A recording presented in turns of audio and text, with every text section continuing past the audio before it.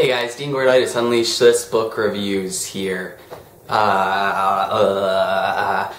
want to let you guys know that I'm going to be coming out with a new book review in the next day or two, so don't get too stressed out. I'm not skipping a week. But I noticed that there was a lot of positive feedback towards The Misbeliever, my first poetry review, which is awesome.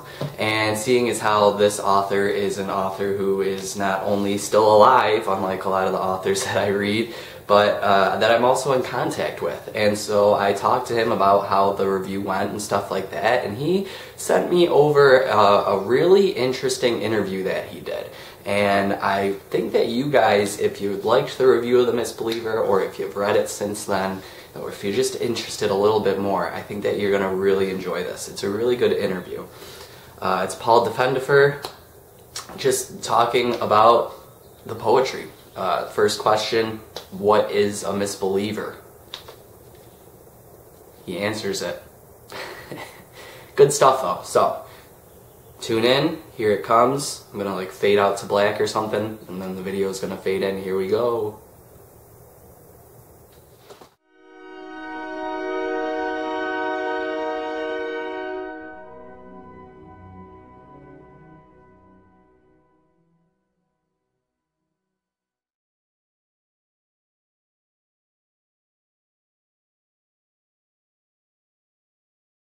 The title of this cycle of poems is The Misbeliever. I saw that this word was used, or this phrase was used in the last line of A Mist and Shadow's Wing. I shiver for misbelievers all. What is a misbeliever? I want to signify somebody who is both, in modern language, both an unbeliever in the sense that they're not part of any institutionalized belief. So that in that sense they're an unbeliever. But on the other sense, they're a believer because they're very passionate about some values or some vision of the world that they have. And the misbeliever is somebody caught between. Could you talk a little bit about how the cycle came into existence?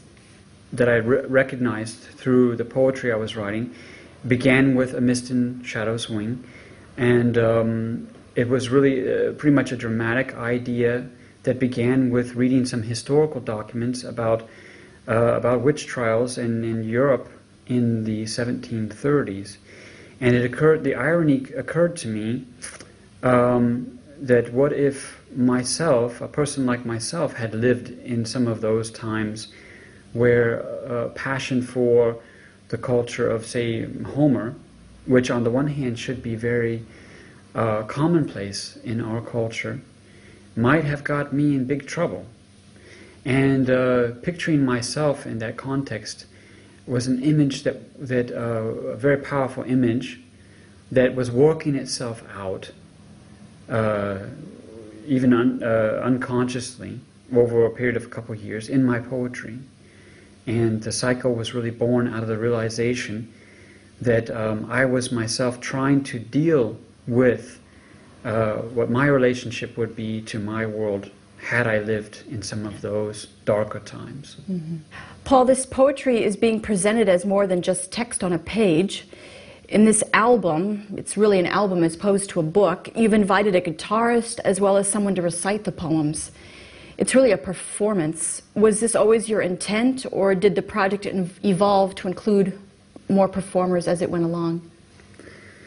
Yeah, so first of all, just having Andrew and Roshan part of it made it so much more magical for me. Having great respect for Roshan and Andrew for a long time, it was just a thrill to have something that I could work with them on.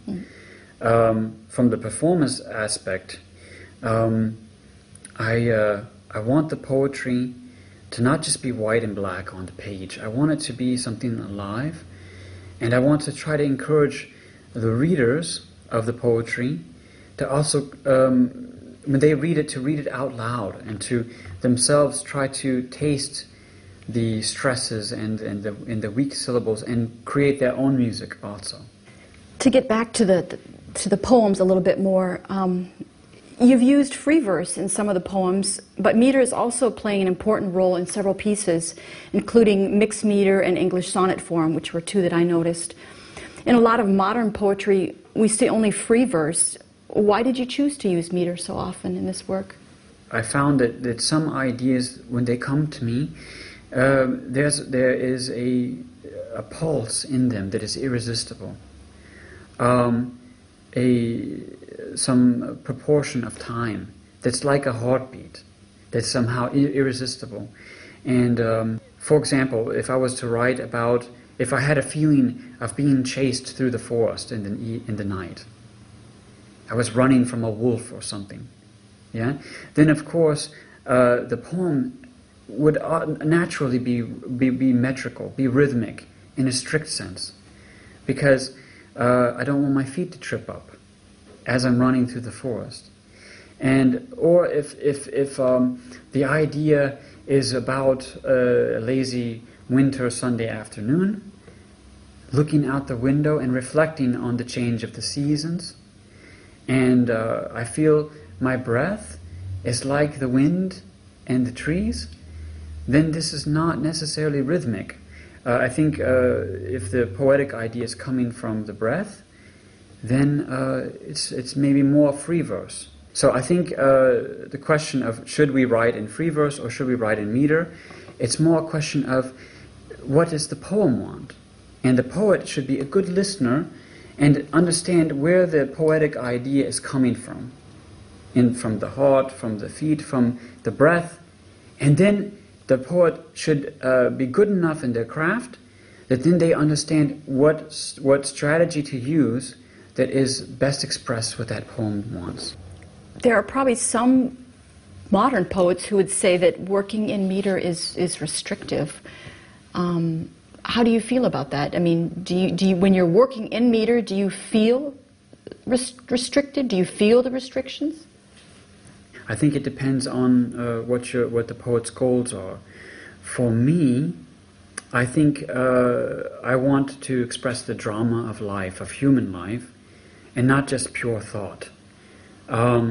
What that means is thought then within experience. And experience itself has constraints. Nature herself and the world. It's like, I think, a love relationship. We have to. There's give and take. And what I want to say is the meter is like the give and take. So it's true that in, say, for example, a sonnet, a strict meter, one feels the irresistible pattern of the rhythm. On the other hand, the need to still express your passion, your emotion within that structure heightens the drama many times. And because then your passion itself feels the danger of being extinguished by this structure.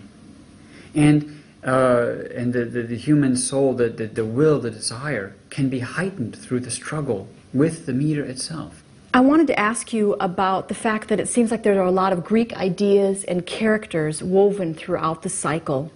For example, under all is but one, Demeter, Athena, Elysium, Zeus, Ares, and Hades, as well as Homer. I think it's probably not too much to say that ancient Greek culture is important to you and to this work. Would you like to talk about that a little bit? The greatest project I've been involved in the last couple of years is to ask the question, what are the cultural conditions for democratic culture? And this has got me mostly involved in reading the ancient literature. Not just their science or philosophy, but to feel the soul of the ancient cultures. Where was democracy born? And of course, this is related with the earlier question about Greek culture and the past. And so I feel very passionate about these things. Another thing that I wanted to talk about is a poem called Till Turning Nature Turns. It has some very powerful lines. Would you mind just, I have it here written, would you mind just reading it for us in the interview? It's in the bold. Okay, hope Andrew doesn't mind. Okay, so.